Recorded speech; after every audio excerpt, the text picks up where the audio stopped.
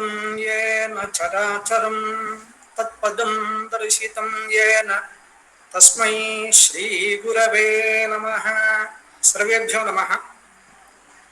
Friends, we have been discussing about the function of denotation, vachakatva of shabda. Maurabhatta, after stating that there are three kinds of words and three kinds of meanings in Kavya, proceeds to describe the Vachakatva function. For that, first he states that that is the Vachaka Shabda which, without any intervention, mediation, or hindrance, puts forth directly the Sanketita Artha. The Sanketita Artha. The Sanketita. Now, what is Sanketita? What is Sanketita? Sanketita means that is determined by Sanketa. So, what is Sanketa? So, in order to describe what is Sanketa, Mammadabhatta goes to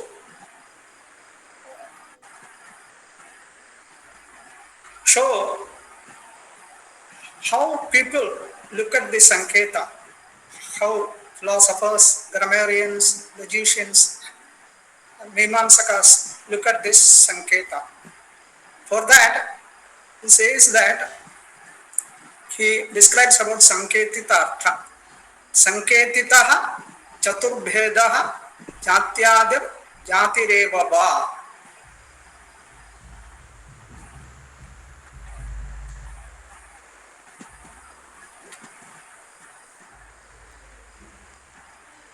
Sanketitaha Chaturbhedaha Jatyadir Jatireva Va. Now, Sanketa is that relation which is ascribed by convention between the word uttered and something else. For the time being, we shall say meaning. So, Sanketa is a relation ascribed by convention. A group of people, a society, or a discipline between the word uttered and something else. So that is Sanketa. So what is Sanketita? Sanketita is to which the word is related by this Sanketa. So a relation means it will be related to two things. One is the uttered word, and what is the other one? What is the meaning? Or what determines the Sanketa? Whether it is an object or a feature, a common feature, a common characteristic, that is being discussed. To put it in simple terms, philosophers and logicians who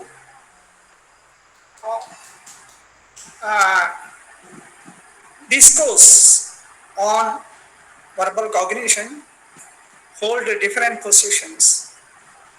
Some people say that the Sanketita meaning, or the thing to which the word is related by Sanketa, is Jati, that is universal feature or common feature, common characteristic, Samanya, Jati.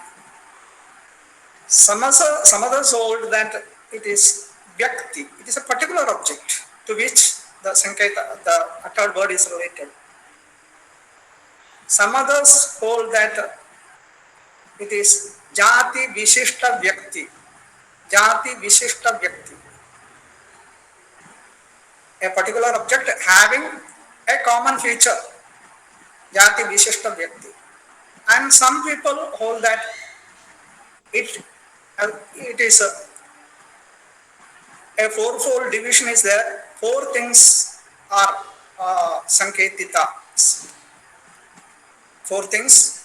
The Sanketita meaning can be classified into four as Jati, Guna, Kriya, and the Yadricha or Samya.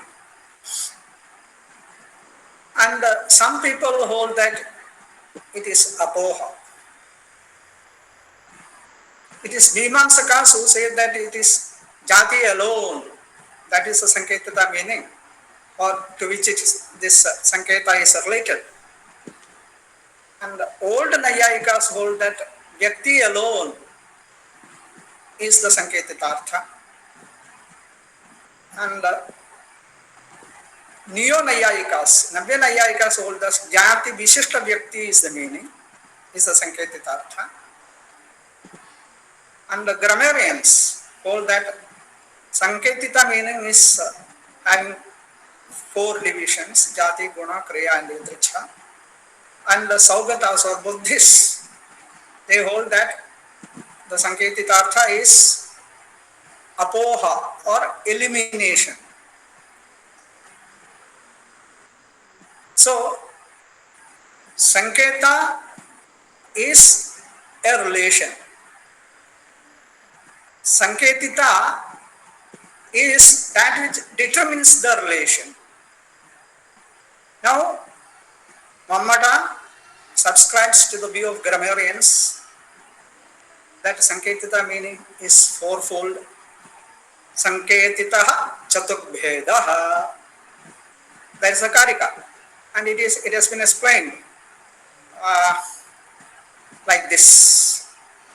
Yadyapi Arthakriyaakaritaya Pravritti Nivritti Yogya Vyaktireva Tathapi Anantyat Vyabhicharat Cha Tatra Sanketaha Kartum Na Yujyate Iti Gaushuklastalodithaha Ityadinam Shabdanam Vishaya Vibhago Na Prapnoti Iti Cha Tat Upadhaveva Sanketaha. Upadhu eva Sanketaha. That is what he says first. So, it is only in the Upadhi that is Sanketa is cognized, is understood. So, Sanketita meaning is an Upadhi. Now, what is Upadhi? Upadhi is anything that which occupies a substratum, which can be placed somewhere. Vrittiman padartha, vrittimat padartha dharma. Vrittimat padartha dharma. Upadhi is dharma. Any object, a pen, a pot, is an upadhi. And features are all upadhis. Jati is upadhi.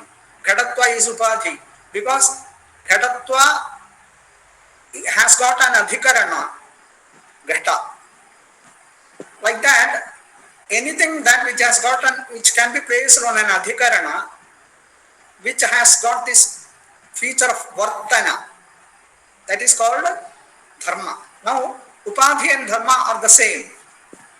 And what is the difference between jati and upadhi? Jati, as we all know, it is a universal feature defined by Vaisheshikas as nityam, ekam, aneka samavetam, nityatve sati, ekatve sati, aneka samavetatvam. It has been defined like that. So, what is upadhi? What is the difference between jati and upadhi? Vaisheshikas hold that all the features, all the dharmas, like ghatatva, adhikarnatva, adheyatva, many dharmas, many features are there. Every dharma, all the dharmas cannot be a jati. There are some blocks which eliminate some features from being a jati. Jati sangraha, vyaktera bhedaha, tulyatvam, vyaktera bhedas tulyatvam. There is a karika.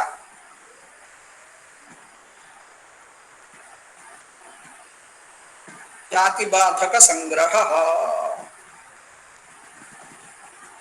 What is it?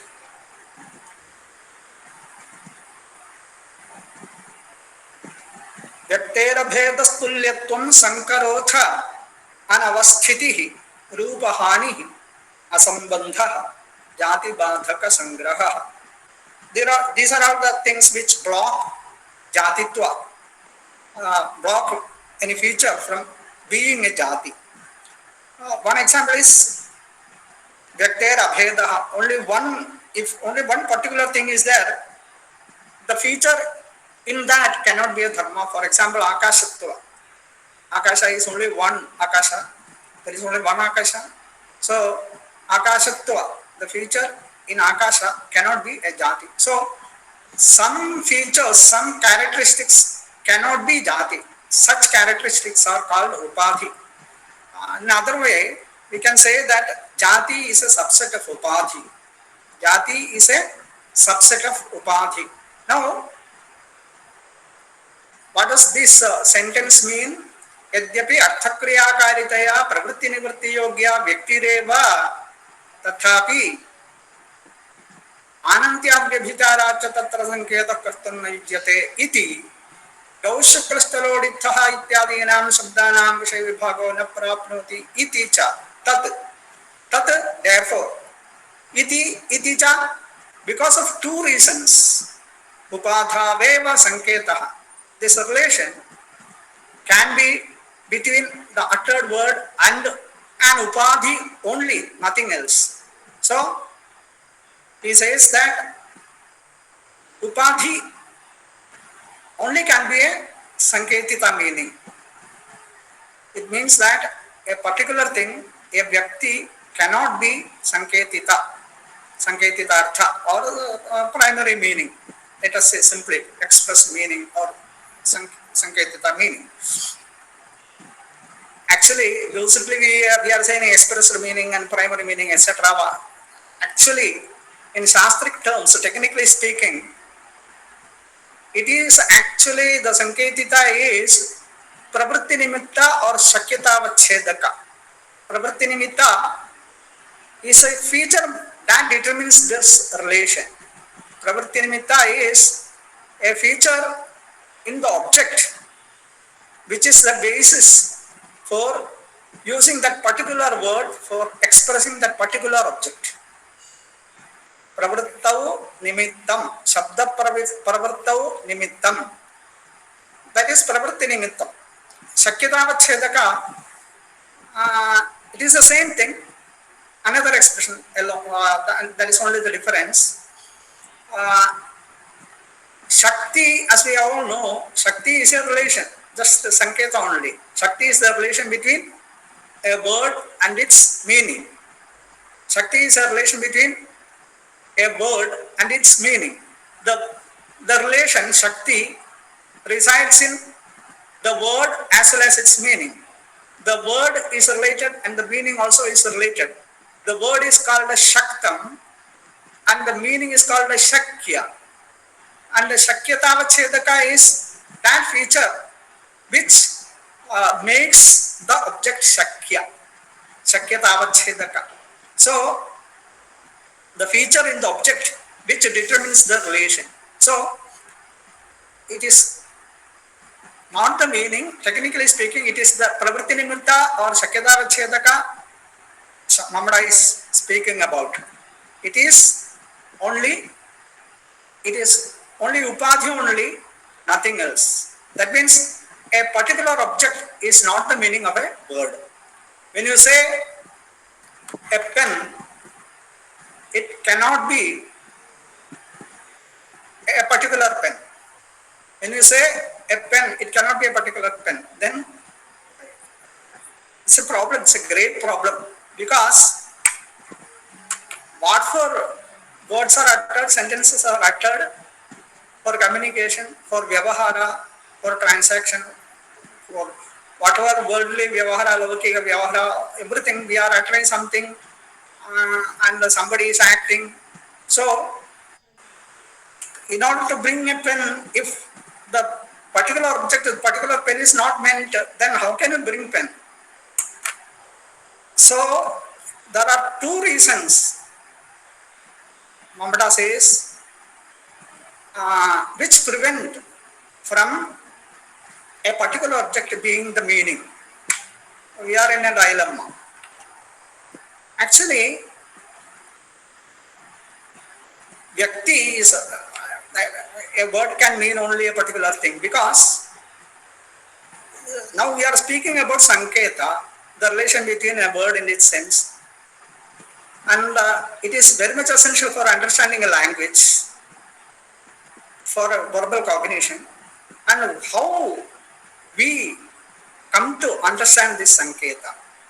There are many ways to know the Sanketa, the relation between a word and its meaning. Or to know the meaning of a word, there are many ways. Dictionary is there, grammar is there, uh, Shaktigraham, Vyakarana, Upamana, Kosha, Aptavakyat, from somebody's utterance, somebody say, this is meant by this.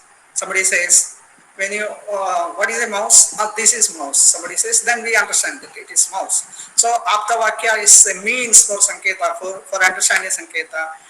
Vyakarana, Upamana, Kosha, Aptavakyat, Vyavaharatashta. So, वाक्यस्य शेषात् विवृतेः वदन्ति सान्निध्यत सिद्धपदस्य वृद्धा. There are many ways and means to know the Sanketa, but the best way to know the Sanketa, or the common means for knowing the Sanketa, between the relation between a word and its sense, is Vyavahara. Vyavahara means somebody utters a sentence and somebody acts. So the listener who doesn't know the language comes to understand. So this fellow has uttered this thing, said something, and this fellow is bringing something. So this fellow has instructed him to bring that thing. So like that, from Vyavahara, Vyavahara is the most powerful Sanketa Graha. The most important ways and means for understanding Sanketa. So, in Vyavahara, when somebody says Gamanaya, bring the cow, a particular cow can be brought, not the Gotva. Not only that, what for this fellow says Gamanaya, what for the cow is asked to be brought? For getting milk. So, अर्थक्रियाकारितया व्यक्तिरेव प्रवृत्ति निवृत्ति योग्य. Artha means the purpose, the prayojana. Kriya means the action. Arthaya kriya, artha kriya. This bringing the action of bringing the cow. When somebody says bring the cow, the listener brings the cow. So there is an action followed by the utterance. That action is meant for a purpose, for milking the cow, for getting the milk.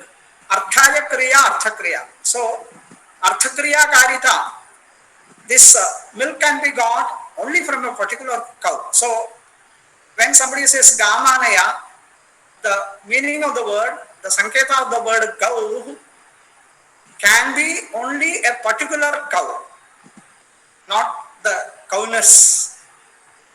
So, pravritti nivritti yogya vyaktireva. Pravritti nivritti yogya means all the utterances, all the sentences are persuasive. Some are persuading the listener to do something. Some sentences desist the listener from doing something.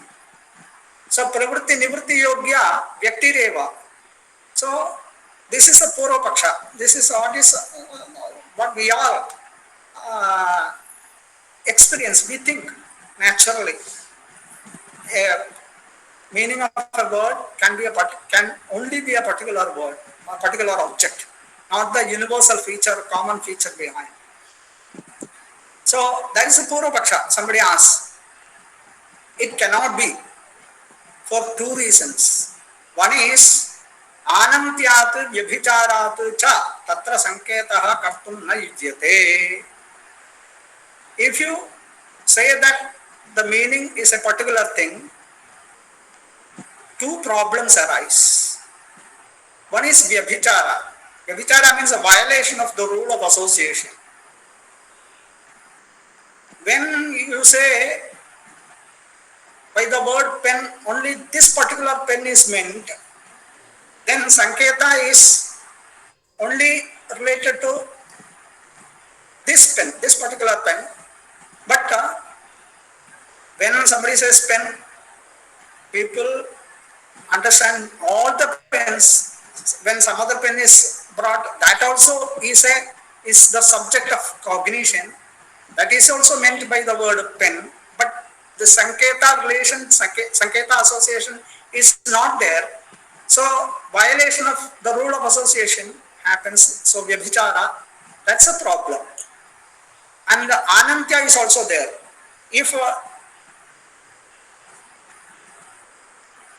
all the pens are known by the word pen, all the pens means all the existing pens, all the pens which existed and have been destroyed, all the pens which have been existing, and all the pens which are going to be there in the future, going to be produced there in the future. So this cannot be. This is Anantya.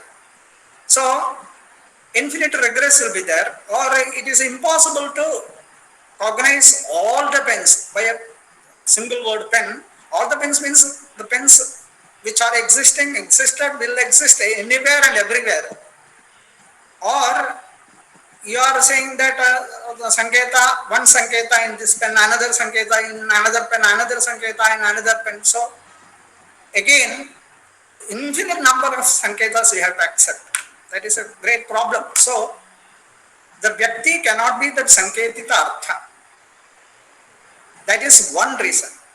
Another reason is that iticha Vishaya Vibhagaha na prapnoti Padartha Vibhagaha na prapnoti iticha Vishayaha Padartha. I am referring to Balabodhini.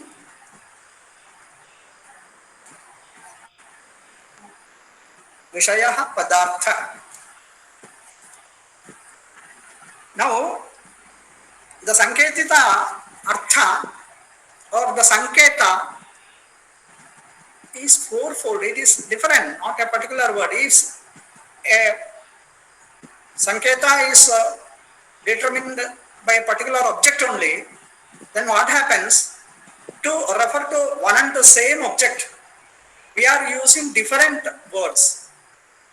Yesterday I told, to refer to me, you can use many words: man, tall man, leader, teacher, Sundareswaran. All these words refer to a particular object. Like that, Gau Shuklas Chaloditha. All these words refer to one and the same cow. But the meaning is different. Gauhu means cow. Shukla means the white cow.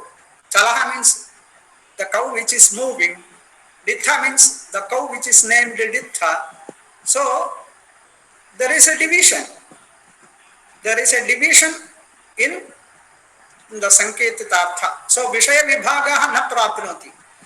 We cannot have this division if we accept that the Sanketitartha is only a Vyakti. Therefore, for these two reasons, we can have Sanketa only in Upadhi, in a feature, not in a particular object. Upadhaveva Sanketa. Now he proceeds to explain this part, Jatyadihi Chaturbhedah. Sanketitaha, up to this point it was Purvapaksha.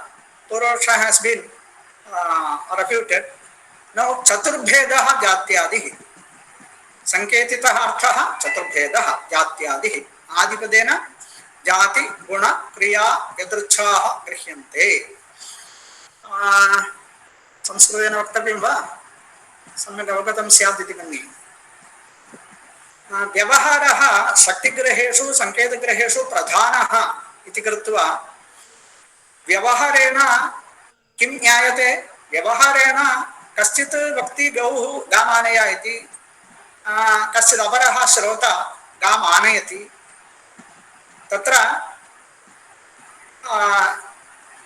यः कोऽपि यः सङ्केतं न जानाति शनैः शनैः एतं शब्दप्रयोगं श्रुत्वा एतां क्रियां दृष्ट्वा शनैः शनैः अवगच्छति एतत् शब्दप्रयोगेन एतत् क्रिया अनेन कार्या इति अनेन अवगतम् अनेन इयं क्रिया कृता इति जानाति। एवं व्यवहारेणैव सङ्केतः गृह्यते। व्यवहारेण सङ्केतः गृह्यते नाम प्रवृत्तिनिवृत्तियोग्यत्वम् आवश्यकं।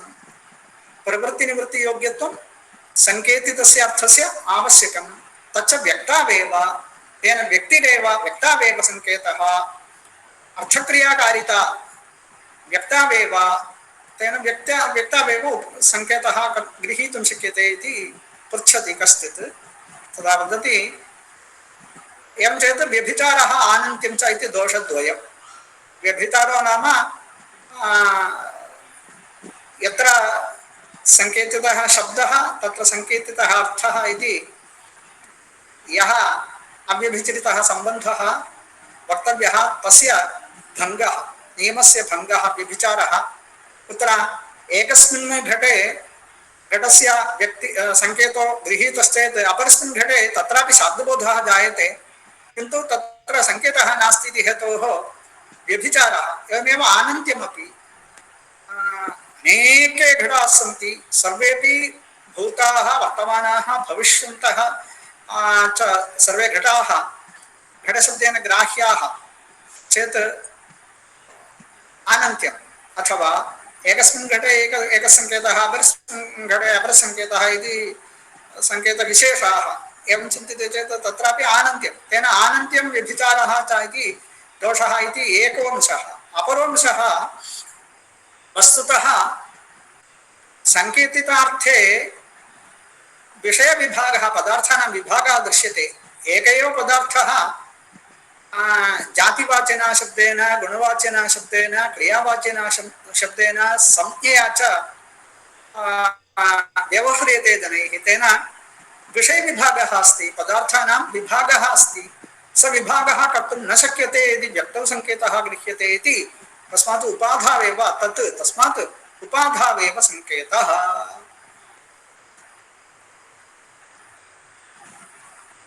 Now upadhiः जात्यादिः he is going to describe this. उपाधिश्च द्विविधः वस्तुधर्मो वक्तृ यदृच्छा सन्निवेशितश्च। This sanketita upadhi, the feature which determines the relation, it is twofold. It can either be vastu dharma or vaktra yadricha sanniveshitascha. Vastu dharma means a feature, a dharma inherent in an object. A feature, a dharma inherent in an object. Vastuni samaveto dharma vastu dharma. समवेतः नाम समवाय संबंधेन संबंधितः संबद्धः। समवाय संबंधेन द्रव्ये जातिः गुणः क्रिया इत्येते सन्ति। जाति व्यक्त्योः समवायः, क्रिया क्रियावतोः समवायः, गुणगुणिनोः समवायः। द्रव्ये जातिगुणक्रियाः सन्ति इति वस्तुधर्मो नाम वस्तुनि समवेतो धर्मः। So, Vastudharma is the feature which is inherent in an object. And the other one is Vaktra Yadricha Sanniveshitascha. Sanniveshita means ascribed. It is not there in the object, it is ascribed, it is attributed. It is attributed by somebody. By whom? By Vaktra. And how does he attribute? Yadricha. Yadricha, arbitrary desire. या इच्छा यदृच्छा अथवा यदृच्छा स्वैरिता. It's a freedom. It's a free will. So yadricha means when somebody names an object or a person, it is his desire. It is his free will. It is arbitrary. Nobody can command. You should not select this particular word. You should select this particular word. So yadricha means free will. So here it means samnya. So the the feature which is attributed by the utterer by his free will. That is samnya. Samnya, it is not an inherent feature of an object. When we call a thing as mouse, it has been called mouse, that's all. But somebody else, first somebody used that word and it got popular usage. So, like that, so one is inherent feature in the object and the other one is the term or the name which is determined by the free will of the utterer. Vastu dharmopi dvividha. Now vastu dharma can also be divided into two, siddha and sadhya. Siddha is already existing, sadhya is to be accomplished. And siddhopi dvividha, padarthasya pranapradaha विशेषाधान हेतुश्च. सिद्धोपि द्विविधः पदार्थस्य प्राणप्रदः. प्राणप्रदः, the siddha can be divided into two. One is pranaprada and the other one is visheshadhana hetu. It is explained. Pranaprada is jati. Now, what is meant by pranaprada? Pranaha means vyavahara yogyata. It is simply jati. That feature which gives vyavahara yogyata for this particular object or particular word, that is pranaprada, vyavahara yogyata. It is simply jati. Tatradhyo jatihi. Visheshadhana hetushta, it has been explained by citing Vakyapadiya. Now we shall see that pranaprada. Uttam hi Vakyapadiye gauhu swarupena na gauhu napi agauhu gotva abhisandhatu gauhu. What does it mean?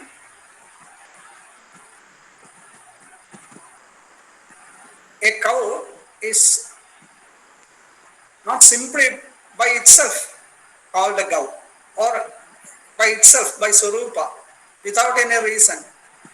It cannot be a cow. And another object or the same cow cannot be a cow, cannot be something other than cow by itself.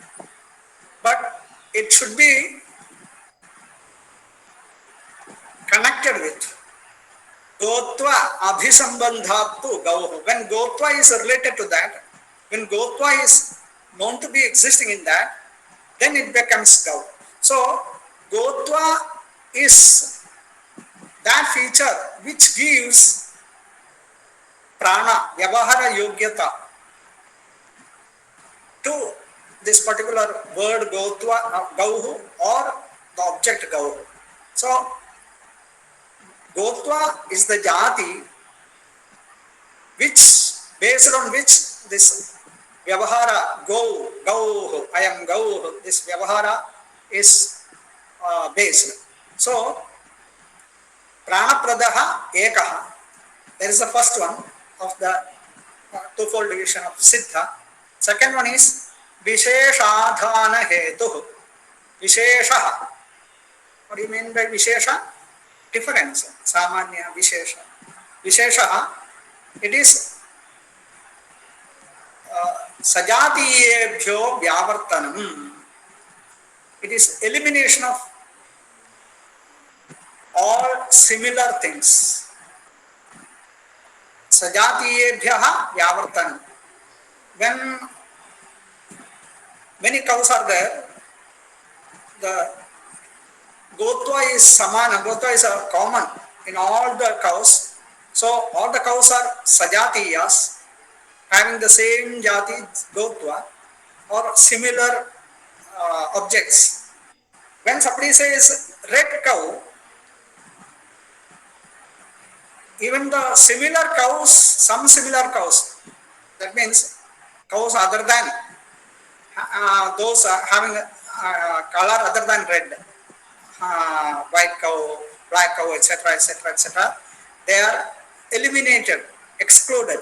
So Vyavartanam is exclusion, elimination, elimination of similar objects. Sajatiyebhyaha Vyavartanam, or excluding this particular thing from all other similar things. That is guna. Guna, that is a function of guna. It simply eliminates or excludes similar things. शुक्लादिना लब्धसत्ताकं वस्तु विशिष्यते. लब्धसत्ताकं वस्तु लब्ध प्राणप्रदत्वं, लब्ध प्राणं वस्तु, लब्ध व्यवहार योग्यताकं वस्तु शुक्लादिना विशिष्यते. Vishishyata means is being differentiated. So when somebody says shukla gauhu, shuklaha gauhu, this cow is differentiated. This particular cow, or all the white cows are differentiated from all other cows. So this is second siddha. Siddha is twofold. One is jati and the other one is guna. And what is sadhya? Sadhya is kriya. Sadhya पूर्व आपरीभूतावयव क्रियारूपः. साध्यः पूर्व आपरीभूत अवयव क्रियारूपः. साध्यः it means साध्यत्वेन अभिधीयमानः, which is conceived as to be accomplished, which is conceived as to be accomplished. The action, kriya, it is not accomplished, it is to be accomplished. It is a sequence, unaccomplished sequence of unaccomplished actions, or sequence of actions which are unaccomplished, or the entirety of which is unaccomplished. Purva aparibhuta avayava kriya rupaha sadhya. And what is this yadricha? Ditthadi shabdanam antyabuddhi nirgrahyam samhrita kramam swarupam vaktra yadrichaya ditthadishu artheshu upadhitvena sanniveshyate. This yadricha is a dharma, a feature which is upadhitvena sanniveshyate, which is attributed, ascribed to that object by the utterer as the feature to determine the relation. Ditthadishu artheshu upadhitvena sanniveshyate. So it is attributed. And what is its nature? Ditthadi shabdanam antya buddhi nirgrahyam. When Sundareswaran, that word is uttered, so that syllable is uttered, that produces an imprint in the listener. When the second syllable is uttered, so the first imprint added to the imprint of the second one. Like that, all the imprints of all the varnas are collectively taken together, and the samhrita krama, and finally there will not be kramas, krama shunyam. That order will not be there. Sundareswaram, that order will not be there. All the imprints taken together, the last, the imprint produced by the last syllable, that is the nature of the samjna. This samjna is a feature attributed by the utterer or the samjnakrit on the object. Those suklasthalodithaha ityado chadushtayi shabdanam pravrittihi iti mahabhashyakaraha. So this is the view or theory upheld by grammarians, and Mahabhashya, Mamada says this is a statement from Mahabhashya, citation of Mahabhashya, Chatushtayi Shabdana Pravritti. Now, Jatyadihi, that is completed. Jatihi eva va. Jatihi. Jatihi. Before that, Paramanwadinam to Gunamadhyapatha Paribhashikam Gunatvam. That is something related to Vaisheshikas. Vaisheshikas call Paramanu as a guna and not a jati. Let them called, what is that? It is paribhashika sanketitatu, sanketah, paribhashikah sanketah, paribhashika sanketah. It is in their discipline. It is what do you call, prescribed like that. Paribhashika, this Paramanu is a guna. Paramanu is a guna. So let them say what is there. Like that, I casual reference to Vaisheshika's position. Now, another this one.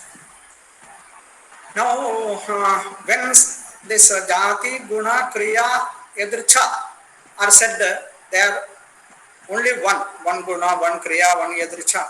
But in experience, in our worldly experience, we find that there are many gunas or many kriyas and many yadrichas.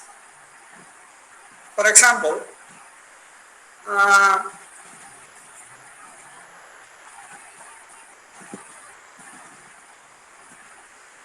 the kriya that is seen in a child, a young man, and an old man, they are all different. And the guna, or the, for example, the white color, same different things, they are different. So that is our experience. Now, Namada says, Vastutaha Ekarupanaamapi Ashraya Bhedat Bhedaha Iva Lakshyate. The difference is just perceived, that's all. Actual difference is not there. Yatha Ekasya Mukhasya Khadga Mukura Tailadi Alambana Bhedat Bhedaha. One and the same face, our face, which is reflected in a sword, a mirror, in the oil, all the faces are seen to be different, but the face is only one. Our face is only one. So, why this difference? Difference is caused by alambana. The difference in the alambana. Alambana means the surface on which it is reflected. Pratibimba ashraya. Alambanam pratibimba ashraya. Due to the difference in the surface in which the face is reflected, the image is reflected, the difference is only perceived, actual difference is not there. Now, jatihi eva va, jatihi eva, that is a Mimamsa position. They say that the Sanketita Artha, when grammarians say there are four kinds of jati, guna, kriya and yadricha. Actually in guna, kriya and yadricha, only jati is there. The common feature is there in everything. So jati alone is the Sanketita meaning. That is the position held by Mimamsakas. They say, Shima Payashankhadi Ashrayeshu Paramarthato Bhinneshu Shukladishu Yadvashena Shukla Shuklaha Ityadi Abhinna Abhidhana Pratyotpatti Tatu Shuklatvadi Samanyam. In Shukla also, when this when you say that Sanketita meaning is a guna, for example Shukla, actually when you say milk is white and snow is white and the conch is white, the whiteness perceived in the milk, in the snow, in the conch or some other thing, in the cream, they are all different. Paramarthato bhinneshu shukladishu yadvashena shukla shuklaha ityadi. Actually different. They are different actually. But we say it is white snow, white milk, white cream, white conch, like that.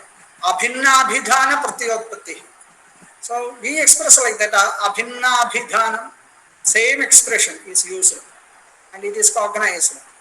So there is something some common feature which is behind all the different whitenesses. That is whiteness. Shuklatvadi Samanya. So there is only one common feature, Shuklatva, in all the objects which are referred to by the word Shukla. Shuklam Payaha, Shuklam Himam, Shuklaha Shankhaha. Everywhere, actually, the exact meaning, what is meant is the whiteness, which is only one. So it is Jati or Samanya, that is to which this Sanketa is related, or that Samanya is that which determines the relation, the associate, the Sanketa. So in Guna, again, it is only Jati, that is Sanketita. Again in Kriya also, take for example Paka Kriya. When you cook, when you are preparing Mysore Pak or Ladu, the level of cooking of this jaggery, that is different from the level of cooking that you perceive, or that you want to, that you desire in the case of rice. Tandula Paka, Guda Paka, it is different. What is the result of Paka? It is softening or hardening. In some cases it is hardening, in some cases it is softening, vikiliti. So this hardening and softening, different levels are there. So, but we call all Paka, Buddha Paka, Tantula Paka, Draksha Paka, everywhere the Paka is there. Actually, there are different Pakas, but we refer to all these different Pakas by a single word, Paka only. Therefore, the actual determinant is Jati, Pakatva, which is a common feature behind all these Pakas. Similar is the case with Samjna. Bala, Vruddha, Shukadi, Udiriteshu, Ditthadishu, Shabdeshu cha, Pratikshanam Vidyamaneshu, Ditthadhyartheshu va, Dittattvadi, Astiti, Sarvesham Subdanam, Jatireva Pravartinimittam iti Anye. In the case of Samjna, what happens?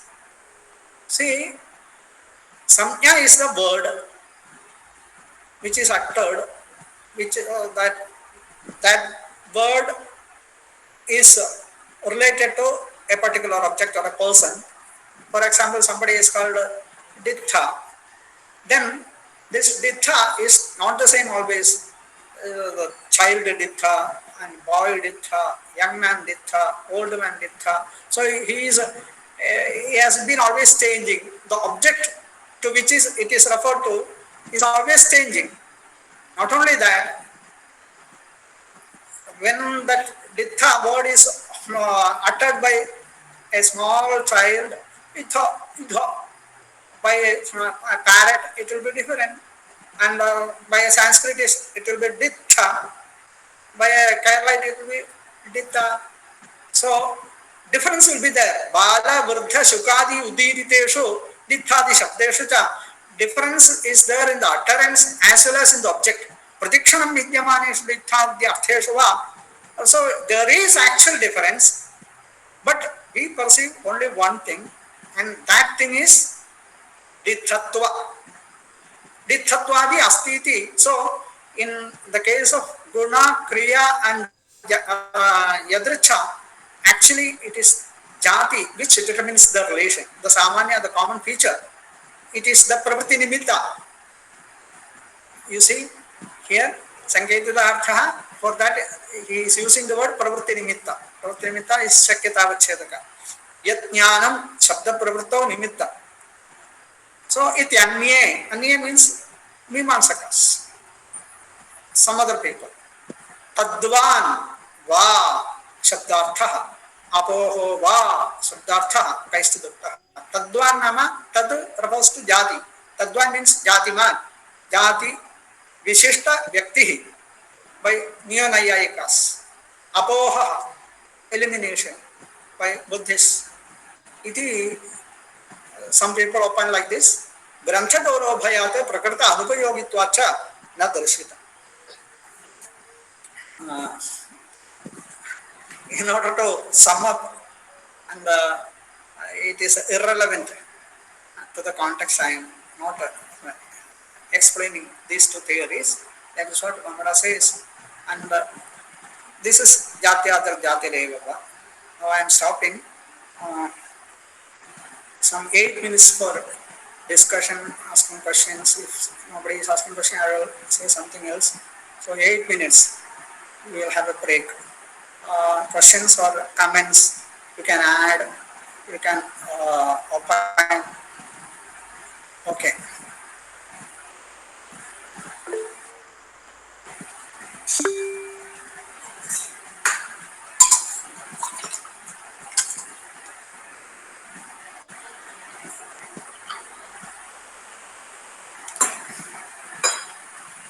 Venkat. Sir, just to confirm, this Upadhi, Dharma, Pravritti Nimitta, Shakya Avachedaka, all we can use interchangeably, no? Upadhi. No. Pravritti Nimitta is some feature. Some feature is Pravritti Nimitta. Some feature is Sakyada Vichedaka. Sakyada Vichedaka and Pravritti Nimitta, they can be used interchangingly. Jati and Upadhi you cannot use interchangingly. Jati is different. No, sir, Upadhi. Upadhi and Pravritti Nimitta we can use interchangeably, no? Upadhi is Pravritti Nimitta. No. Upadhi is simply dharma, any dharma. A pot can be an Upadhi, but it cannot be always be Pravritti Nimitta. Oh, it can never be Pravritti Nimitta. According to old Nayayikas only, a pot can be a Pravritti Nimitta. Okay. Somebody else raise their hand. Please ask a question, come forward. Naresh. So to continue with the previous question, could it be that it is only words that can have pravritti nimittas, whereas things besides words can have upadhis and dharmas? Is that a distinction? I didn't get you. Can you please explain a little? So you said a pot can be an upadhi. Pot can be an upadhi, yes. Pot can be an upadhi. But the word ghata, can it be an upadhi? No. Yes. Word ghata can be an upadhi. Upadhi means something which can be placed in an adhikarana. Prathiman padartha. So this word is a shabda. It has an adhikarana, akasha. So it can be an upadhi. Upadhi means anything. And Nayayikas classify it into two as Khandopadhi and Akhandopadhi. Even Vedantins, all other Shastrakaras accept. Technical nuances I don't want to go inside because I don't know. Khandopadhi, Sakhandopadhi, it is there. Khandopadhi and Akhandopadhi. In the Sangangatha, it is referred to the Upadhi Rupamba Akhandam. There is a passage in the Sangangatha.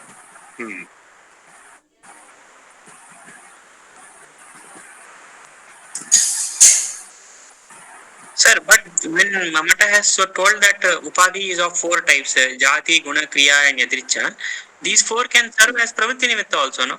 Jati can serve as a Pravritti Nimitta, Guna can serve as a Pravritti Nimitta, Kriya can serve as a Pravritti Nimitta, and Yadricha, Sanyapada also can serve as a Pravritti Nimitta. Yes, they are all subsets of Upadhi, that's all.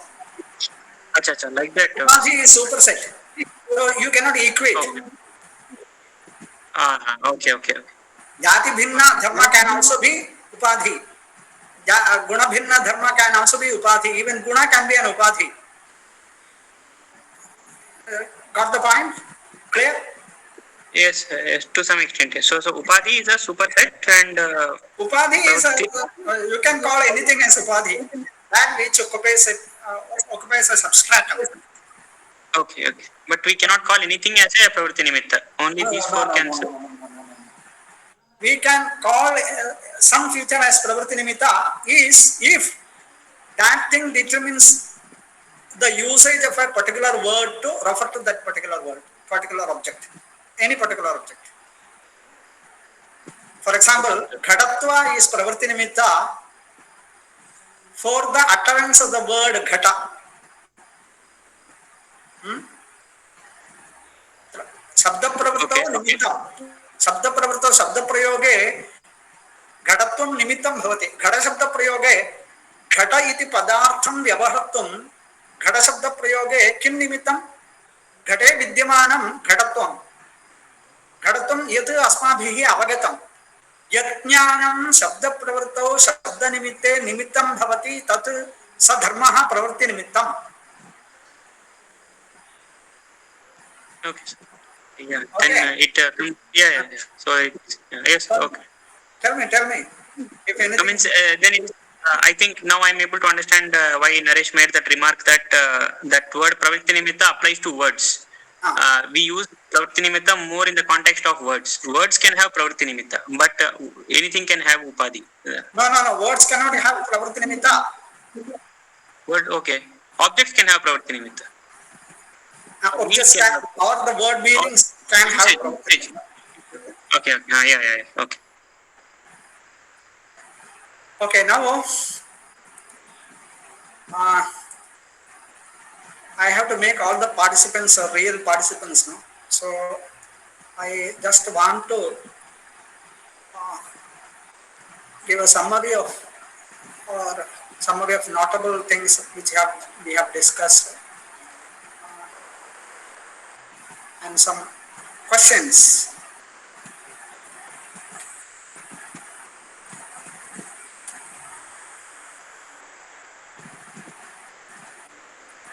Some small things, but notable things which we have discussed. The summary I am giving here. Yes, right from the beginning.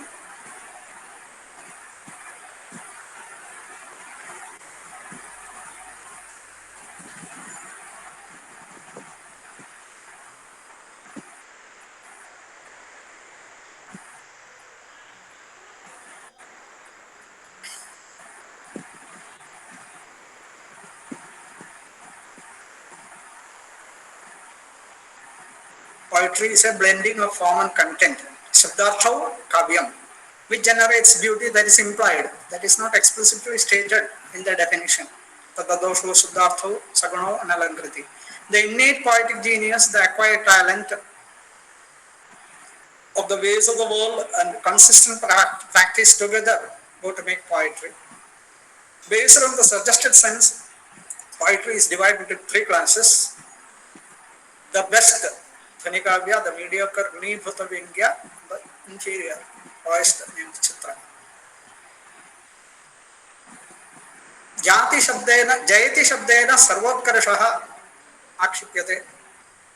In the Bangala verse, reverence is implied by the word Jayati. Prayasamadhitaha, one and two are the same. It's only Anuvada in Sanskrit and English, that's either in Sanskrit or in English. Prayasamadhitaha Kavyasya Upattau Samallasaita Hetu. Shakti, Nipunata and Abhyasa together conjointly constitute the cause. Based on the suggestive sense, Kavya is classified into three: Dhvani, Guni, Bhuta Vyangya and Chitra Kavya. Now, Guni, Bhuta Vyangya Kavya is that Kavya in which suggestive sense is subdued. Agunaha, Gunaha, Sampadyamano Bhutaha, Guni Bhutaha.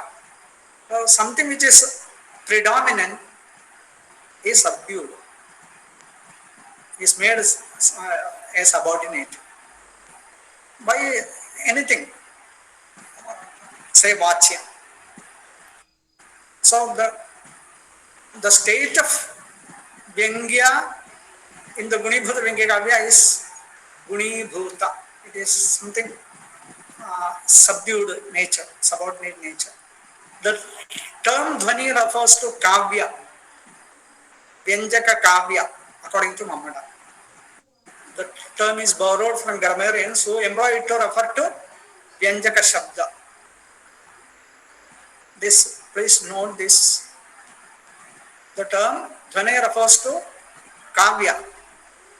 He says न्यग्भावित वाच्य न्यग्भावित वाच्य व्यंग्य व्यंजन क्षमस्य शब्दार्थ युगलस्य अन्यैः तन्मतानुसारिभिः ध्वनिः इति व्यवहारः कृतः. Now I am asking three questions. Anybody can answer. In which karika Vrittikara incorporates elements that are unsaid in the karika? Why? And second question, please note, and I will stop sharing, then we will have a discussion on the answers. Did Abhinavagupta deviate from Anandavardhana with reference to the term Dhvani? How? With reference to the meaning of the term Dhvani, how? Did Abhinavagupta deviate from Anandavardhana, or to put it in some other words, whether he hijacks the idea and how? The third question is, which is the published English translation of Kavya Prakasha authored by a student of 18 years? Which is the published English translation of Kavya Prakasha authored by a student of 18 years? Anybody can answer. I will stop sharing now.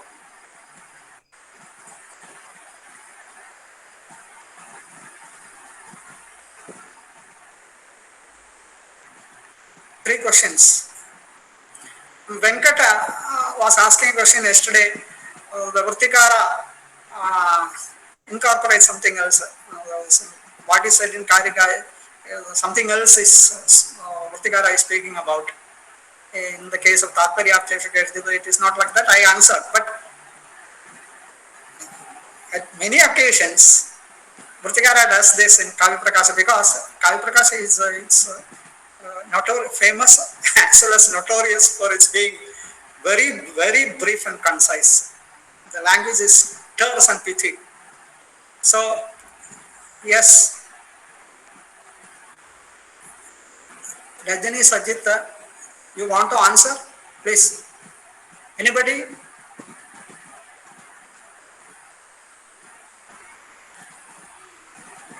And about the second question, Abhinavagupta, with reference to the meaning of the term Dhvani, has he deviated or has he made a far-fetched reading of Anandavardhana's utterance? And the third question, the published English translation authored by a student of 18 years. The author or the translator, he was a student and he ventured to write an English translation and it was published. Anybody?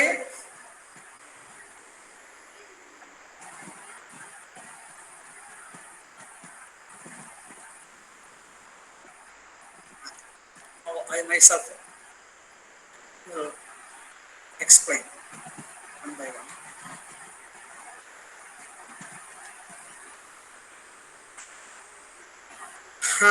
In the Karika, in the Dhvani Karika, idam uttamam adishayini vyangye vachyat dhvanihi budhaihi kathita.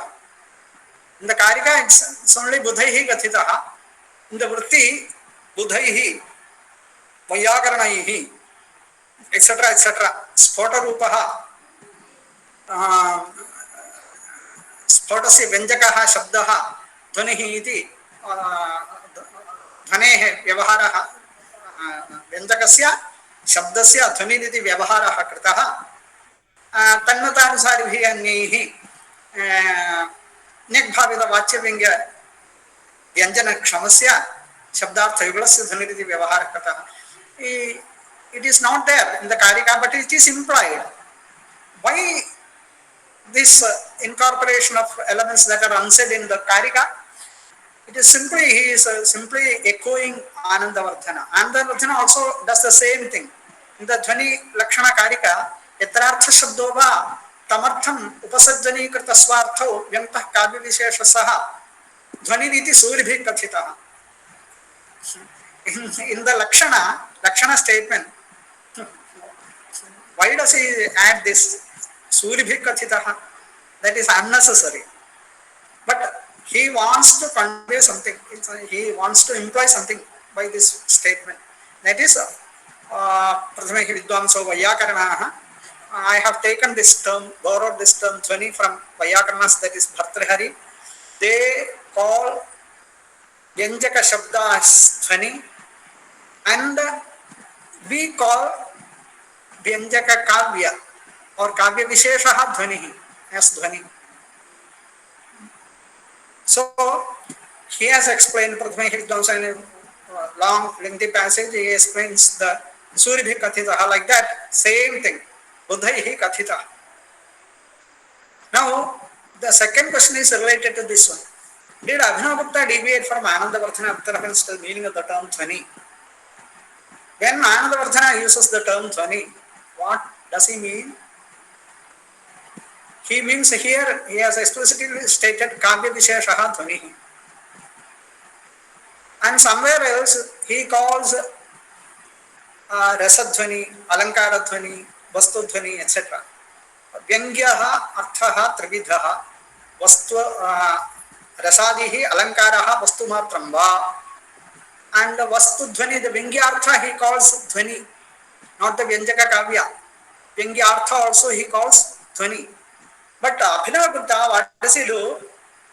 He says that a word is Dhvani, it expressed meaning is Dhvani, the process of suggestion, the process of Vyanjana is Dhvani, and the Vyangyartha is Dhvani, and the Kavya is Dhvani.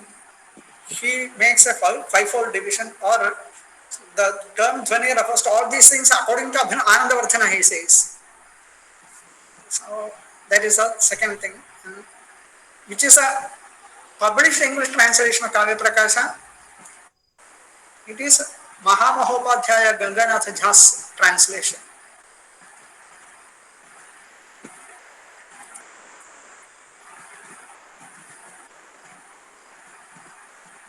See,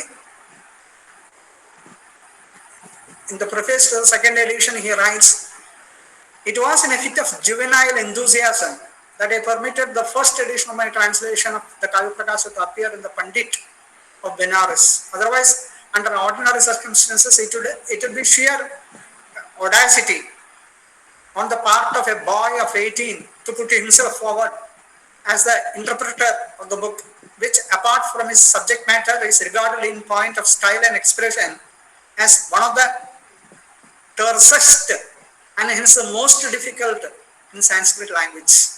The boy of 18, however, had his justification. He had written out a rough translation of the work, etc., etc. He's a great scholar. He has translated Tantravartika into English, many works, many Shastric works into English. So, this is the answer for the third question. And when we look from today's point of view, it is not a satisfactory translation. Even then, he ventured to write it at the age of 18. It's a great thing. Okay, shall we proceed to the summary of notable things? As a Vritta Vartishyamanam Kathamsanam Nidarshakaha, a summary of notable things already we have discussed in the first and second ullasas, and here summary of second and third ullasas, notable points. There are three kinds of shabdas and corresponding three arthas in Kavya.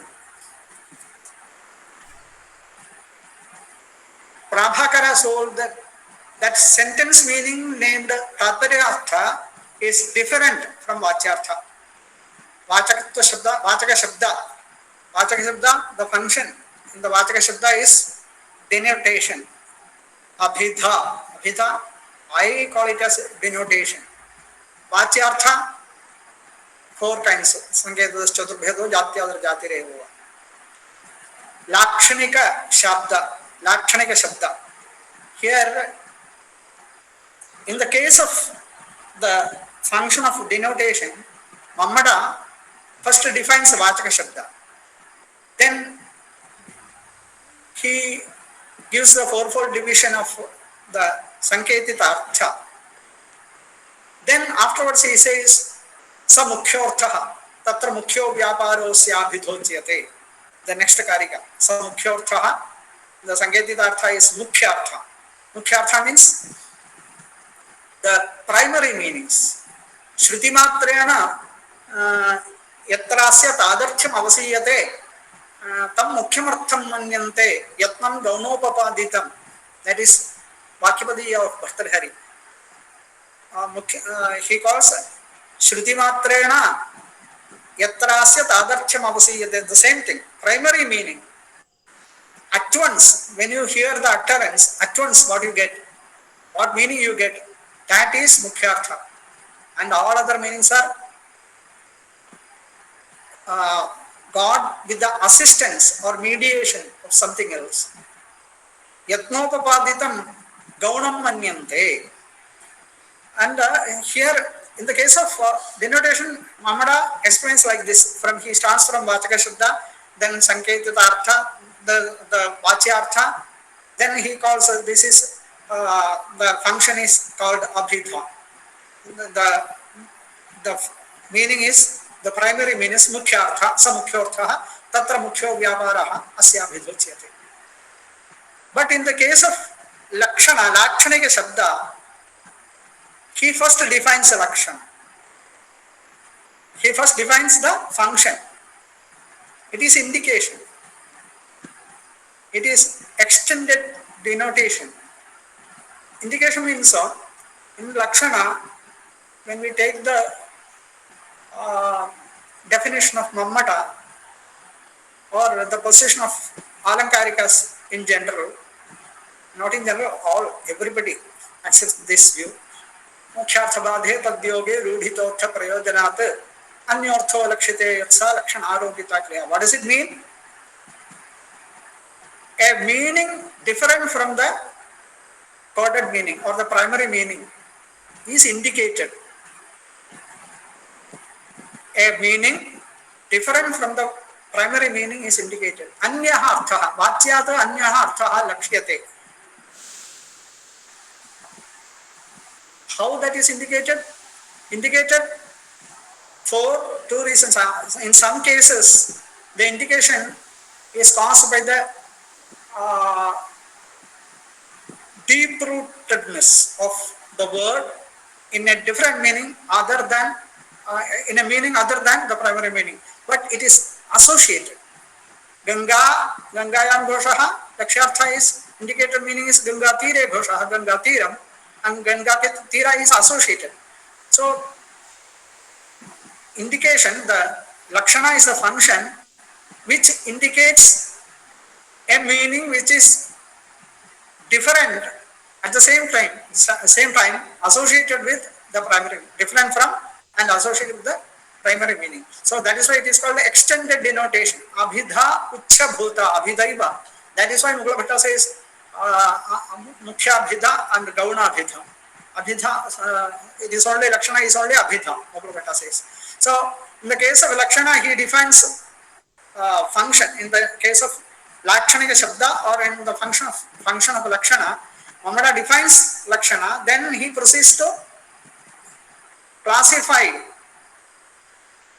Lakshana.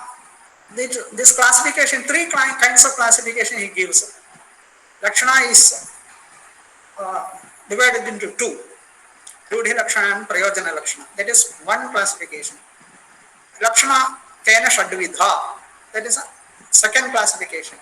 First, it is divided into two based on the association. If the association is the relation between the primary meaning and the second meaning, if that is similarity, it is called a Gauni class. If the association is something other than similarity, it is Shuddha.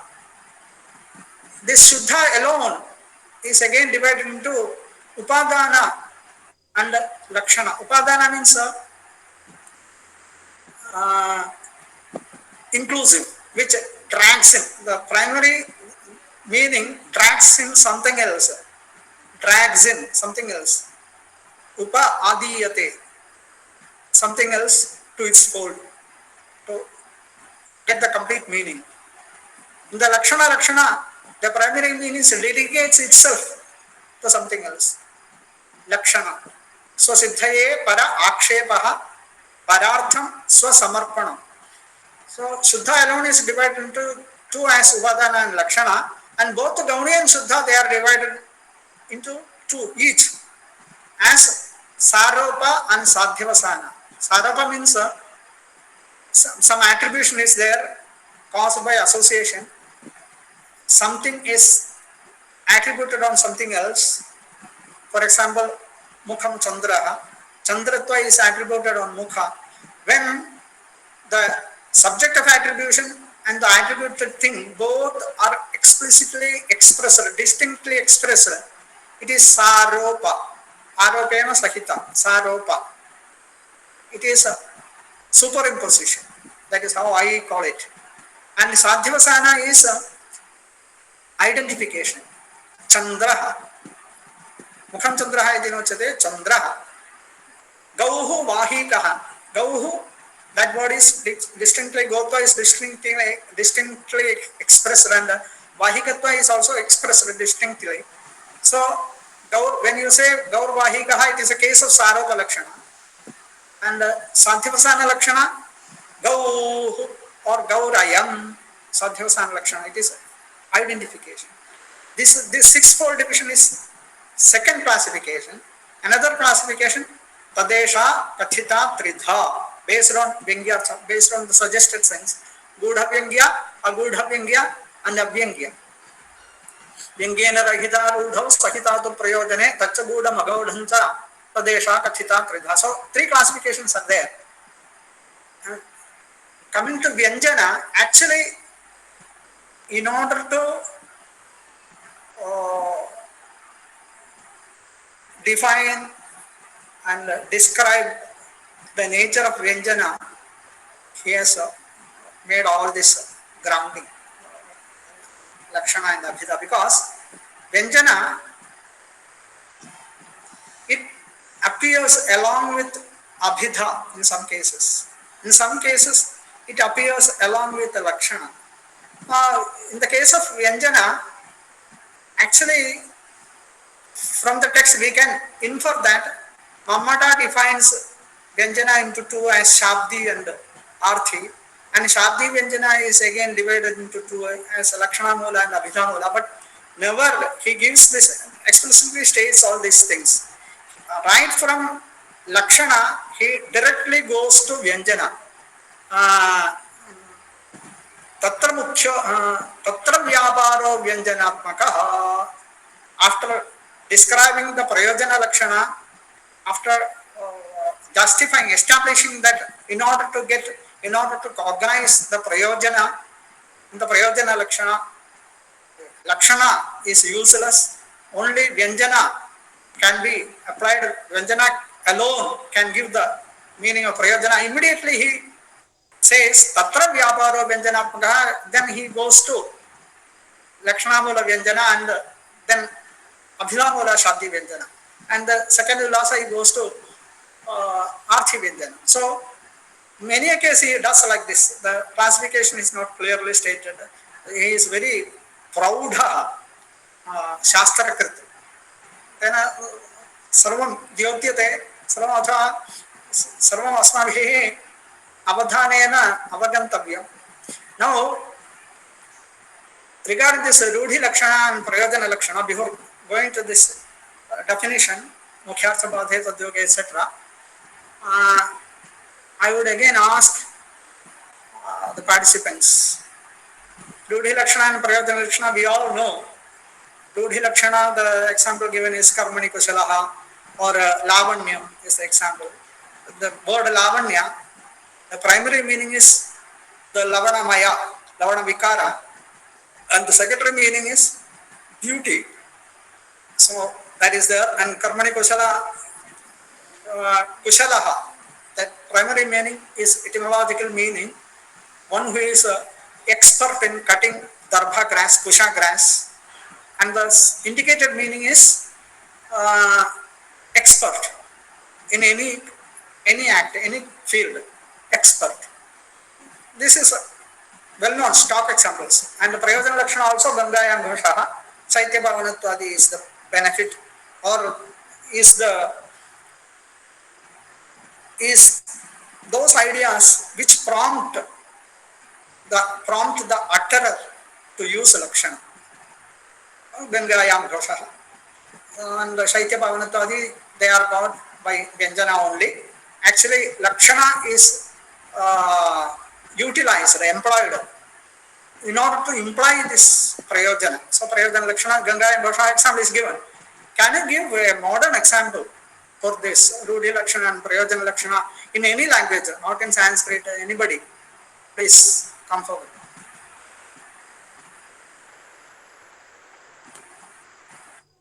Rudhi Lakshana and Prayojana Lakshana. An example.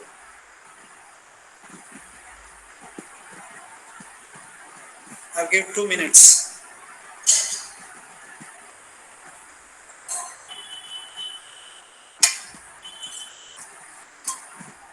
Yes. Please explain. Venkat. Yes.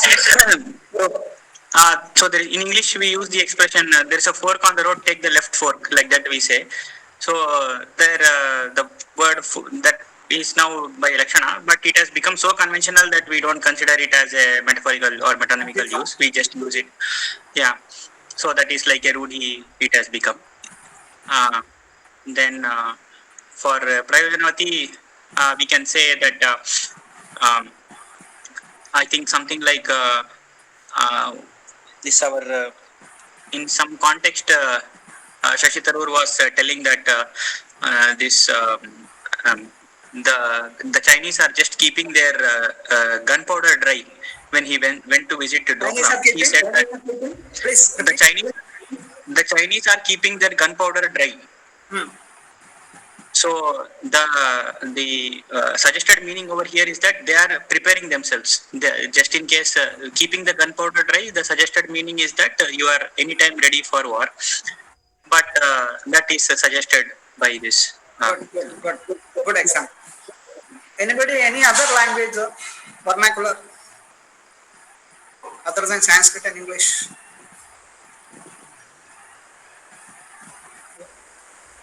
Sir, I don't know if sir, I can try, sir. I don't know whether the audience will understand, but you kutti chora poitan, like that we say. So that kutti chavru is actually the literal meaning is the small wall. That is what I understand. So generally the useless fellows of the street always hang around near the kutti chavru. So metaphorically it is taken as somebody has gone to kutti chavru means it has here that fellow has become like a loose fellow, not properly. That word is in vogue in Malayalam too. In this sense. Oh, okay. In the metaphorical sense. Yeah. And Prayojanavati Lakshana, anybody else? I'll give one example from Malayalam language for Rudhi Lakshana. There is this usage, Adipoli. The music part, Adipoli ayirunnu. Master class, Adipoli ayirunnu.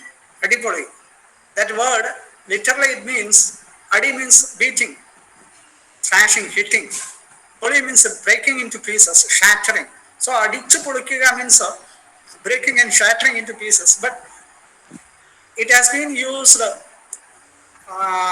in other sense to denote the grandness, the grandiousness, fabulous, grand, great, etc. Adipoli, it's great, simply great. It's wonderful. So it is Rudhi. And this question arises whether this is Rudhi or Abhidha. That has been asked. It is there. In the case of Prayojanavati Lakshana, I am in Tricur now. Guruvayur is very near. Somebody says, Guruvayur Kadakke Natakkalana ende word. Guruvayur Kadakke Natakkalana ende word. He says, my house is on the eastern gate of the temple. On the eastern gate of the temple. So literally it cannot be. On the gate, house cannot be there. So there is a metaphor, there is a lakshana. So very near, that is the meaning. Very near, very, very near. So actually what he intends to convey is something else. Not that my house is very near the temple. If he is a great devotee of Lord Guru Ayurappan, then he means that every day I can have Vishwarupa Darsana, simply, easily I can have. And I am well known to all the temple authorities, so I can, every day I can have easy darshan of Lord Guru Ayurappan. If he is an atheist and a man disgusted by the bad behavior of some pilgrims who are not having civic sense, then it's horrible. It is horrible to live there in the proximity of the temple. That is what the suggested sense is this one. The disgust. Other one thing is the devotion. Okay. Anybody else? Anything? Shall we proceed to read the text? Come on. പക്ഷെ ഇപ്പൊ ജയിച്ചു എന്നും അടിപൊളി എന്നൊക്കെ ഉള്ളതിന് പകരം തൂക്കി എന്ന് പറയുമല്ലോ, കപ്പ് തൂക്കി എന്നൊക്കെ പറയുന്ന പ്രയോഗം അത് തന്നെയല്ലേ വരുന്നേ? അതെ, തൂക്കി. അതുപോലെ തേപ്പ് ഒക്കെ പറ്റിച്ചു എന്നുള്ള അർത്ഥത്തിലൊക്കെ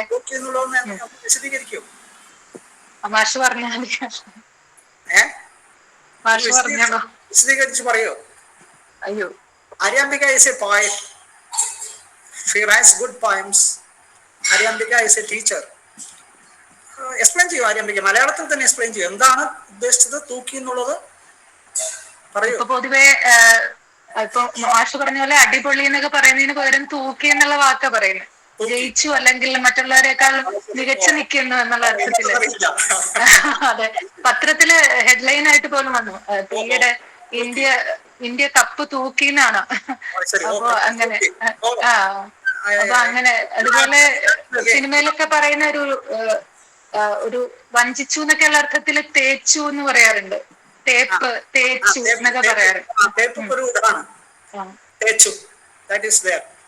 തേച്ചു means what do you call? എന്താണ് ഇംഗ്ലീഷിൽ എന്താ പറയാ തേക്കുന്നതിന്? Brushing. That is a literal meaning. But techu in the usage in vogue in Kerala now, it is in the meaning of deceiving somebody. Deceiving. So techu, like that tuki means, tukuga means hanging or taking up something, uplifting something, tukuga, or hanging something or weighing something. That is a literal meaning. But tukuga, it is used in the sense of grabbing away, snatching. Pakistanis grab the cup. So that is there. Okay. For Prayojanavati Lakshana also, common usage, another usage is there. An old lady is asked by her friend, have you had a food? Then she answers, I had 2 grains of rice. In Malayalam, 2 വറ്റ് കഴിച്ചു. 2 വറ്റ് കഴിച്ചു. ഊണ് കഴിച്ചോ? 2 വറ്റ് കഴിച്ചു. I had only 2 grains of rice. What does she mean?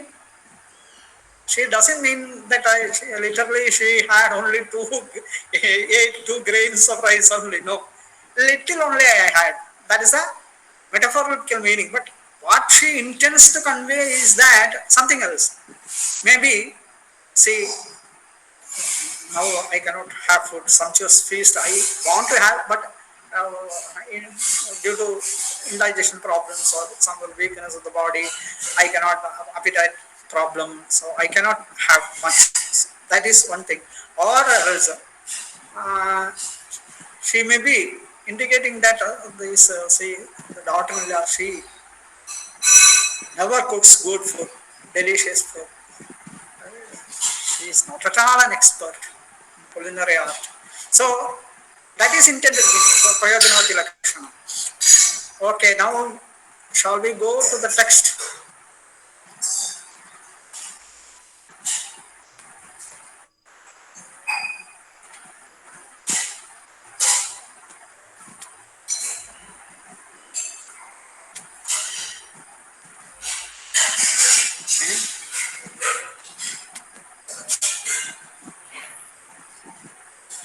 Entire text.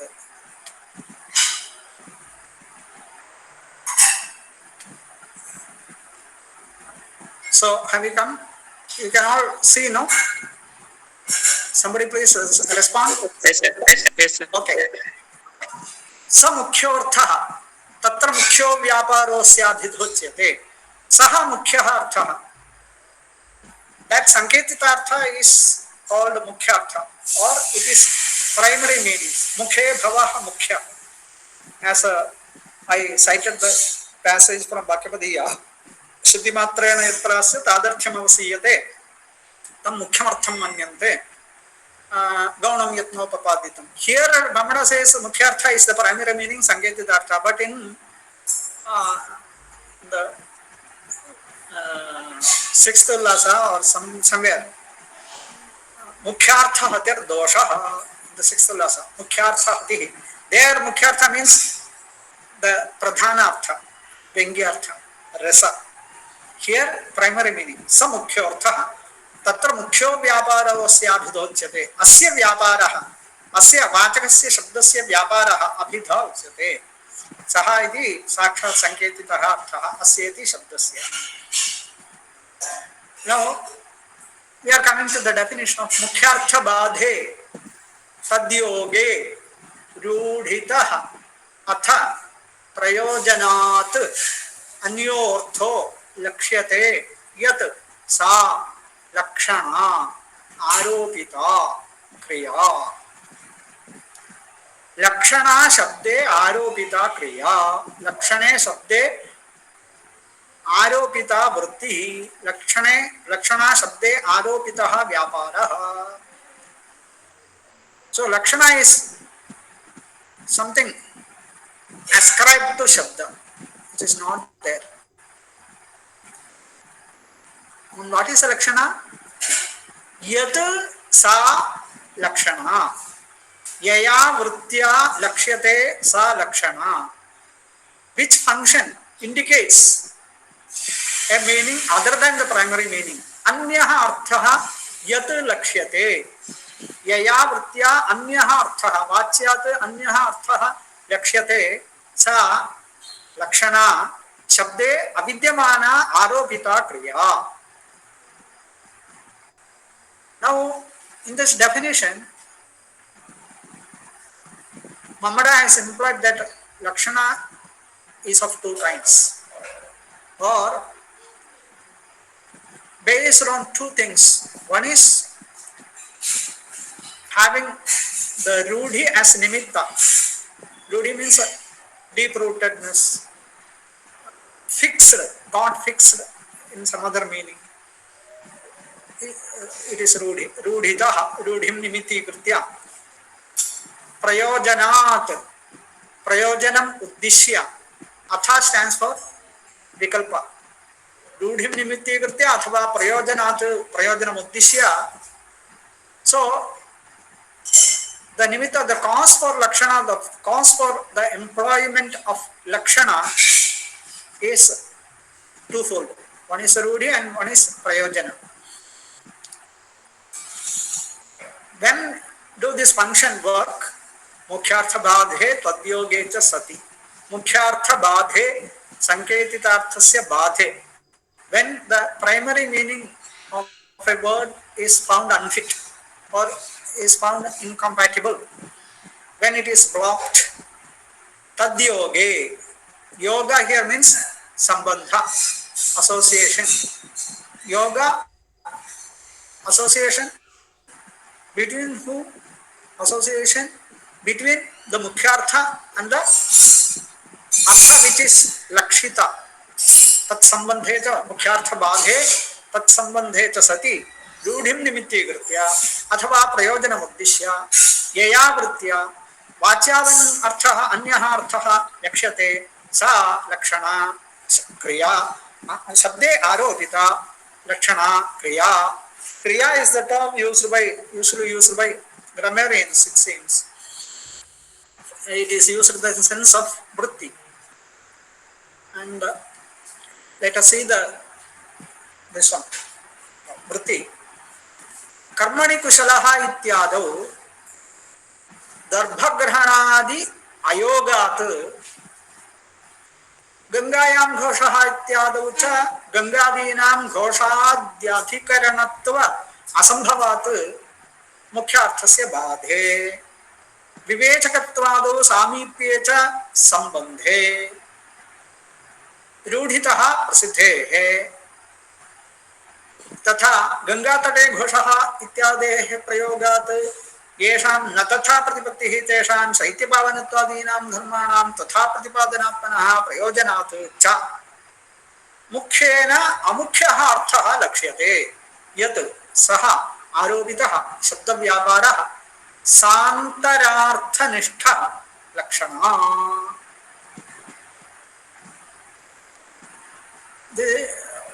He explains, he illustrates the Rudhi Lakshana and Prayojana Lakshana together. Illustrates this definition with the example together at a stretch. Karmani Kusalaha ityado darbhagrahana yogat मुख्यार्थस्य बाधे सति विवेचकत्वादौ सामीप्ये च सति रूढितः मुख्येन अमुख्यः अर्थः यत् लक्ष्यते यत् सः आरोपितः शब्दव्यापारः सान्तरार्थनिष्ठः लक्षणः. It is the illustration of rudhi lakshana. कर्मणि कुशलः इत्यादौ there is this utterance कर्मणि कुशलः. It is in the context of use of Chitra Karmani Kusalaha. Some karma, some action. He is an expert. But that Kusala, the word Kusala, it has got the literal meaning, primary meaning, Kushan Lati. Kusha Lana Samartha. He is expert in cutting grass. Leaving aside all other grass, he is cutting the kusha grass alone. And another meaning also is there. When you cut kusha grass, if you brush your hand in one direction, it's okay. No harm will be there. In the opposite direction, your fingers will be cut. So, holding the kusha grass, it is विवेचकत्व, सामर्थ्य, दक्षत्व, efficiency is very much required. So the kushala, the literal meaning of the word is expert in cutting kusha grass. But here somebody is using this word kushala in the chitrakarma. Somebody is drawing something, he is expert in drawing. So in the darbhagrahana, the primary sense is blocked. Darbhagrahanadi ayogat, badhat. And what is the sambandha between kushala and samartha? Samartha is the lakshyartha, expert in any field, not in cutting grass, in chitrakarma as well. So kushala, the indicated meaning is expert. Literal meaning is expert in cutting grass, kusha grass. So what is the relation between this literal sense and the indicated sense? Vivechakatva is there in both. Vivechakatva. Vivechakatva means viveka, discrimination. He can discriminate between kusha and the other. He can discriminate between the anukula and pratikula. So vivechakatva is there both. And so vivechakatva or viveka is the sambandha. Rudhitaha. And what is the base for this usage? People use this word kushala in the sense of generally expert, other than the expertise in cutting kusha grass. So Rudhi is the base or the nimitta. Mukhyena amukhyah arthah lakshyate. Mukhyena amukhyah arthah lakshyate. What indicates the literal indicated meaning? The primary sense indicates the indicated meaning. Mukhyena amukhyah arthah lakshyate yat yayavartya yena vyaparena saha aropitaha shubda vyaparaha lakshana. Gangayam dhoshah ityadau cha Gangayam in the Ganga locative case. So it is it denotes adhikarana.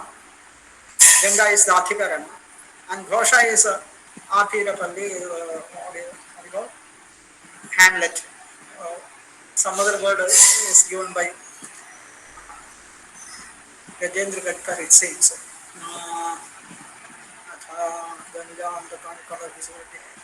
Hamlet is the word. Here, some other word, ranch or something like that. Okay, Abhirapalli, the Ghosha, village, hamlet. It cannot, the running waters of Ganga cannot be the Adhikarana, the what do you call? Yes, Adhikarana of the village, hamlet. So, Ghoshadi Adhikaranatva Asambhavat, the literal primary sense, Mukhyartha is Badhita. So, the Mukhyartha indicates some other meaning. The Mukhyartha is Ganga, Jalapravaha, the river Ganga. It indicates another meaning. It is Ganga Tira. And what is the relation between the primary sense and the indicated sense? Samipyecha sambandhe. Intimacy is the relation. Very near. Ganga and Tiram, they are near. And prayojanam nimitti kritya.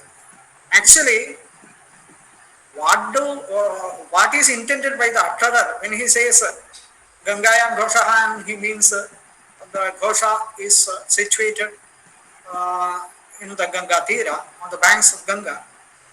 What he wants to convey is not this sense, the indicated sense of Ganga Tira Ghosha. He wants to imply that Ghosha is having all Shaitya and Pavanatva. That is explained here. You see, Ganga Tate Ghoshaha ityade prayogat, had he used instead of Gangayam Ghoshaha, Ganga Tate Ghoshaha, Yesham na tatha pratipattihi. One cannot, the listener cannot get the understanding, get the meaning of Shaitya and Pavanatva, get the sense of Shaitya and Pavanatva, which is meant. Yesham na tatha pratipattihi tesham Shaitya Pavanatvadenam dharmanam tatha pratipadanatmanaha prayojanacha. So, what is the benefit of using Gangayam Ghoshaha instead of Gangatare Ghoshaha? It is the cognition of or the conveyance of the ideas of Shaitya and Pavanatva. So this, for indicating, for implying, implicitly, for expressing, for suggesting, or somebody uses the term invoking the sense of Shaitya and Pavanatva, the utterer uses a Lakshanika Shabda, Gangaya. So, the utterance of the employment of indicative function is for the benefit of conveying the transitance of the sense of Shaitya and Pavanatva. Mukhyena amukhyah arthaha lakshyate yat saha aropitaha shabda vyaparaha. Shabde vastudaha avidyamanaha aropitaha. Santarartha nishthaha lakshana. Santarartha nishthaha lakshana. What is the meaning? Lakshana is Santarartha nishtha. Nishtha here means bodhakaha, pratipadakaha. Antara here means vyavadhanam. Antara rupaha arthaha antarena sahitaha santaraha. Antarena sahitaha santaraha. Antaram, here the word Gangayam is there. The meaning Saitya or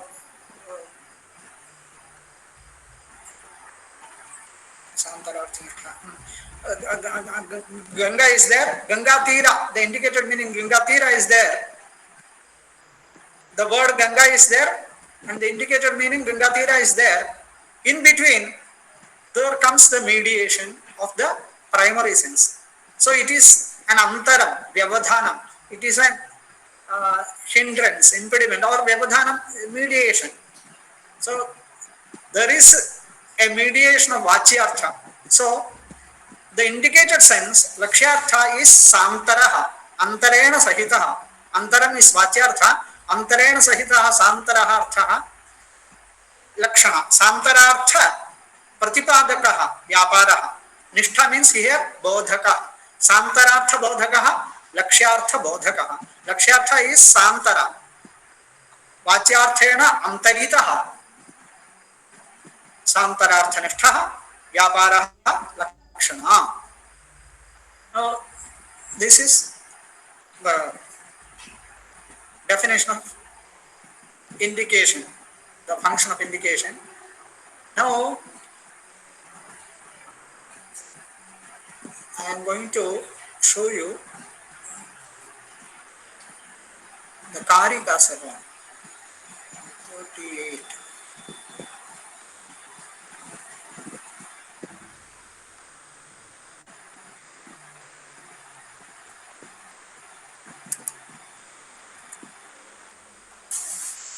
See, this is the Karikas which we have covered till now. Niyati krita nemarahitam hladaikamyim ananya paratantram nagara surichiram nirmitim adadhati bharati kavyarjayati.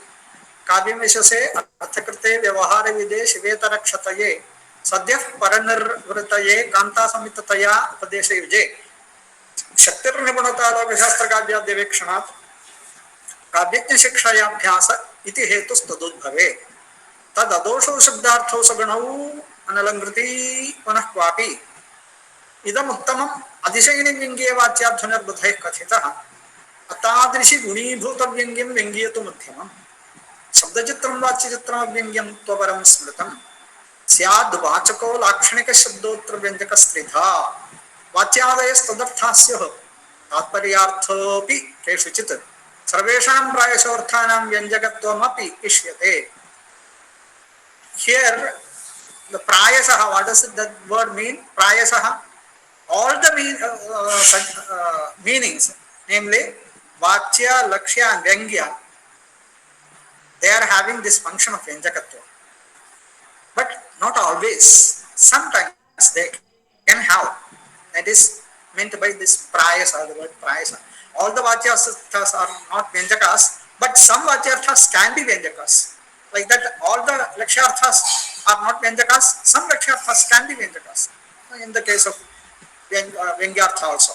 Sakshat sanketitam yortham abhidhute sa vachakaha sanketitaschaturбhedo jatyadarjatirev va samukhyarthaha tatra mukhyo vyaparosya abhidhotyate mukhyarthabadhe tadyoge rudhitotha prayojanata anyortho lakshyate yatsa lakshana aropita kriya.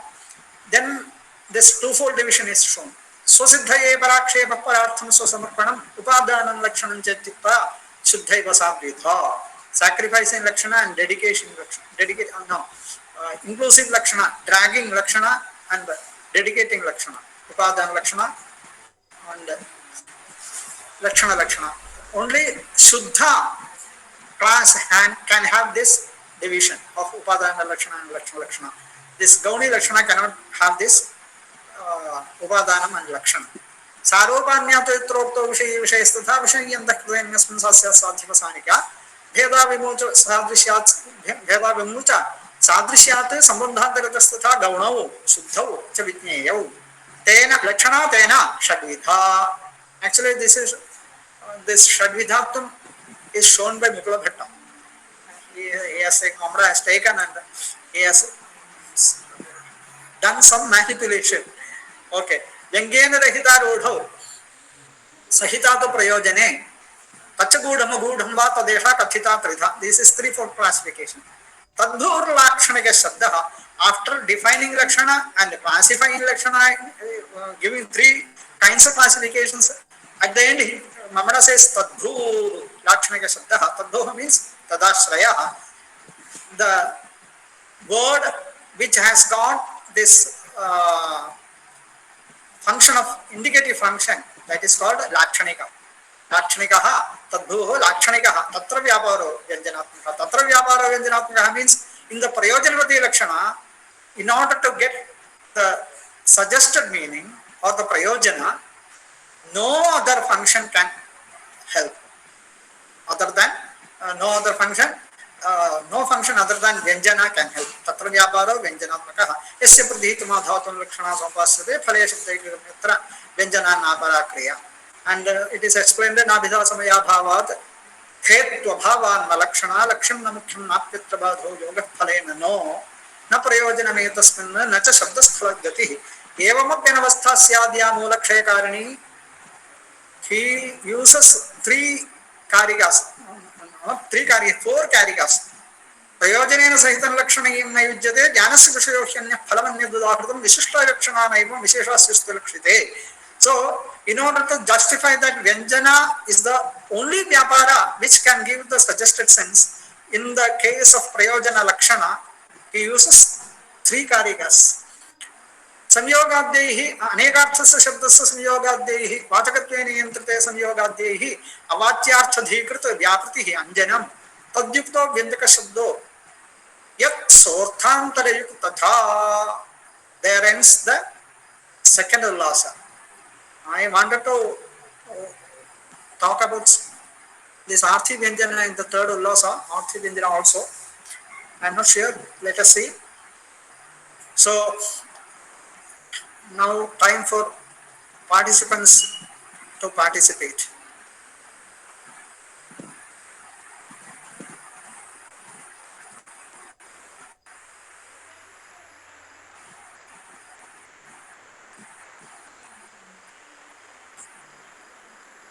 Language is not a barrier. You can speak in Hindi, Malayalam, Tamil, Kannada, any language, in Sanskrit. 6 minutes that are there. Anybody? On any related topic. Somebody will answer, not me.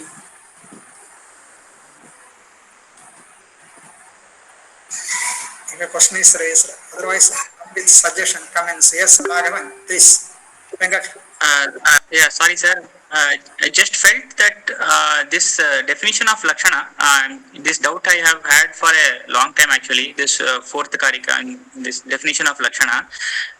Supposing somebody argues that it is circular, in the sense that while defining the word Lakshana, you are again using the word Lakshate. That is not correct. You know, should while defining Abhidha, you did not use Abhidha like that. So, like that, if it is circular, if you blame the dosha that this definition is circular, how we can answer, sir? That has been taken up by commentators. Let us see. Let me try to explain tomorrow. If I can understand and communicate, it has been taken up by commentators. And Balabodhini, the commentator Balabodhini Vayamana Janakekar has summed up all the essential elements from all the other very significant commentaries. He has taken up, he has summarized. Let me try, let me see. And okay, sir, thank you. Let me see whether I can give the gist tomorrow. Okay, anything else?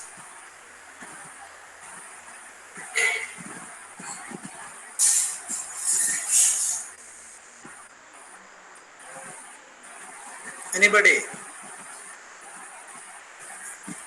Even Sangamesan can comment, air his views.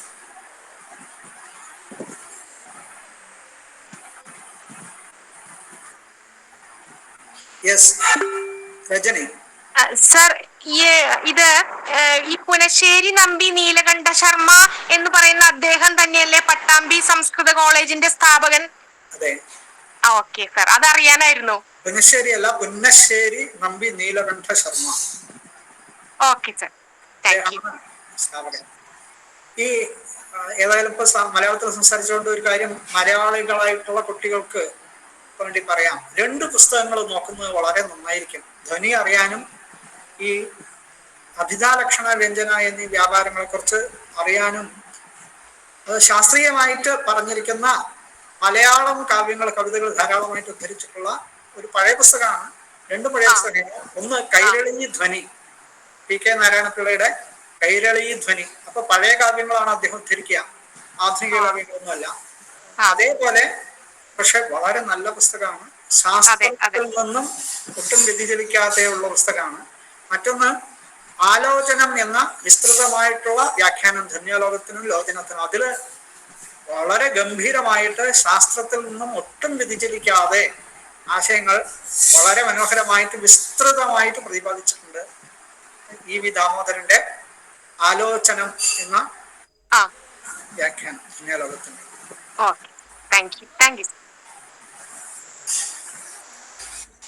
आचार्य कश्चन संशयः लक्षण आरोपिता क्रिया इति अस्ति तत्र अन्यैः शास्त्रकारैः एवं तस्य आरोपितत्वम् अङ्गीकृतं वा नाम नैयायिकैः अपि तत्र शक्तिः लक्षणा इति अङ्गीकृतं तैः न लक्षणायाः आरोपितत्वं तैः नोक्तमिति मन्ये एवं अत्र आरोपितत्वम् अन्यैः शास्त्रकारैः उक्तं वा न वेति न अन्ये शास्त्रकारैः नोच्यते नैयायिकैः एवम् उच्यते शक्यार्थसम्बन्धः लक्षणा शक्यसम्बन्धः अभिधेय अविनाभावत्वं लक्षणा that is meant by मीमांसकास्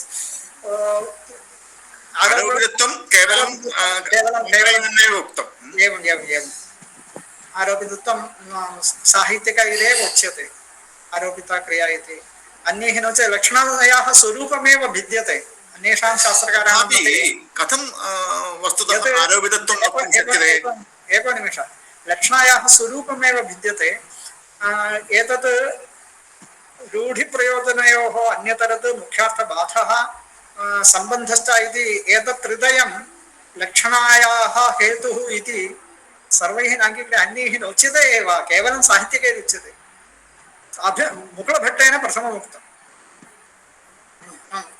वदन्तु यत्किमपि अन्यत् तत्र आरोपितत्वमिति तत्त्वतः गङ्गायां घोषः इत्यादि सन्दर्भे गङ्गा पदमेव तत्त्वतः लाक्षणिकं न तत्र आरोपितत्वं कथं भवति तत्र तत्रापि वस्तुतः शाब्दी व्यञ्जना इति यदि अस्माभिः अङ्गीक्रियते तत्र शब्दनिष्ठा एव शब्दनिष्ठा न शब्दे आरोपिता नाम मुख्येन अमुख्यः अर्थः लक्ष्यते मुख्येन अमुख्यः अर्थः लक्ष्यते इंडिकेट लक्ष्यः अर्थः वाचेन अर्थेन लभ्यते तस्मादेव मुकुलभट्टेन एवम् उच्यते मुकुलभट्टेन पश्यन्तु मुकुलभट्टेन किमुच्यते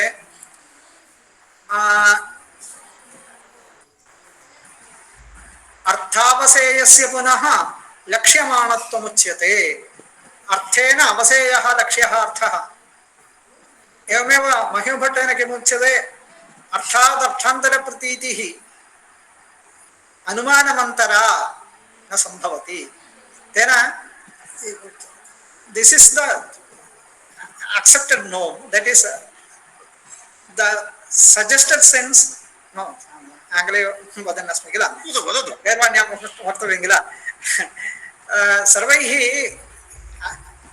भूयोभिः विद्वद्भिः शास्त्रकारैः अर्थः एव अर्थान्तरं ददाति लक्षणायां वाच्यः अर्थः एव अर्थान्तरं ददाति तेनैव तत्र शब्दव्यापारत्वमेव निषिध्यते महिमभट्टेन अर्थादर्थान्तरप्रतीतिः अनुमानमन्तरा न सम्भवति मुकुलभट्टेन अर्थावसेयत्वं लक्ष्यमाणत्वं वाट् इस् लाक्षणिकत्वं लक्ष्यार्थत्वं नाम किं लक्ष्यमाणत्वं नाम किम् अर्थावसेयत्वम् अर्थेन अवसेयत्वं किन्तु तैः लक्षणा वा व्यञ्जना वा नाङ्गीकृता सत्यं सत्यं अत्र तु गङ्गायां घोषः इत्यादि उदाहरणे शब्दशक्त्या एव बोधः भवति शब्दशक्तिं विना गङ्गापदं विना अस्य अर्थस्य बोधः न भवति गङ्गापदं विना अर्थस्य बोधो न भवति किन्तु गङ्गापदस्य वाच्यार्थसाहाय्येनैव लभ्यते इति गङ्गापदस्य कः कुत्र प्रवृत्तिः यावत् गङ्गारूपमर्थं बोधयति तावदेव गङ्गापदे शक्तिः गंगा शब्द क्षीणशक्तिकः भवति क्षीणशक्तिः भवति तदनन्तरं गंगारूपः अर्थः एव गंगातीरं रूपम् अर्थं बोधयति इति मतभेदः अस्ति किन्तु कथम् एतद् किम् अन्यैः शास्त्रकारैः कथं चिन्त्यते कुत्र कुत्र किं रूपा चर्चा कृता इति द्रष्टव्यं समीचीनः प्रश्नः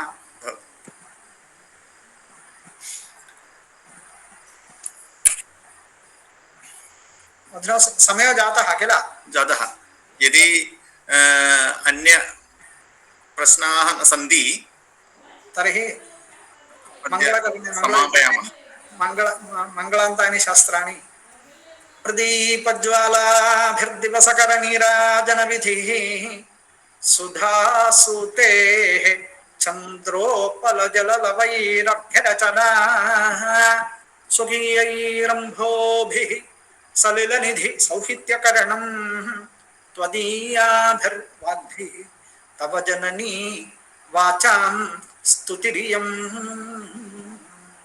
सर्वेभ्यो नमः।